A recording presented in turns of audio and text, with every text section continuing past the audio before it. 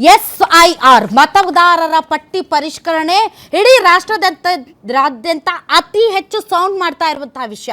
ಅದರಲ್ಲೂ ಕೂಡ ಪಂಚರಾಜ್ಯಗಳ ಎಲೆಕ್ಷನ್ ಏನು ನಡೀತು, ಅದರಲ್ಲಿ ವೆಸ್ಟ್ ಬೆಂಗಾಲ್ ಅಲ್ಲಿ ಆರಂಭದಿಂದ ಕೊನೆಯವರೆಗೂ ಸದ್ದಾದಂತಹ ಏಕೈಕ ಶಬ್ದ ಅದು SIR.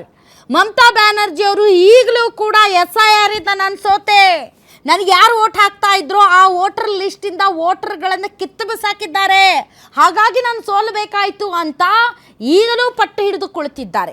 ಅಷ್ಟೇ ಅಲ್ಲ, SIRನಲ್ಲಿ ತನ್ನ ಮತದಾರರ ಪಟ್ಟಿಯಿಂದ ತನ್ನ ಮತ ಕಳೆದು ಹೋಗಿರುವಂತಹ ಭಾಳಷ್ಟು ಜನ ಮತದಾರರು ಈಗಲೂ ಕೂಡ ಕೋರ್ಟ್ಗಳಲ್ಲಿ ದಾವೆಗಳನ್ನು ಹೂಡಿದ್ದಾರೆ ಮತ್ತು ಈಗಲೂ ಅವರ ವಿಚಾರದಲ್ಲಿ ಯಾವ ಕ್ಲಾರಿಟಿನೂ ಬಂದಿಲ್ಲ. ಹೀಗಾಗಿ ಇವತ್ತು ಜೂನ್ 30ರಿಂದ 16 ರಾಜ್ಯಗಳು ಮತ್ತು 3 ಕೇಂದ್ರಾಡಳಿತ ಪ್ರದೇಶಗಳಲ್ಲಿ ಮತದಾರರ ಪಟ್ಟಿ ಪರಿಷ್ಕರಣೆ ಮಾಡ್ತಾರೆ. ಅದರಲ್ಲಿ ಕರ್ನಾಟಕನೂ ಇದೆ.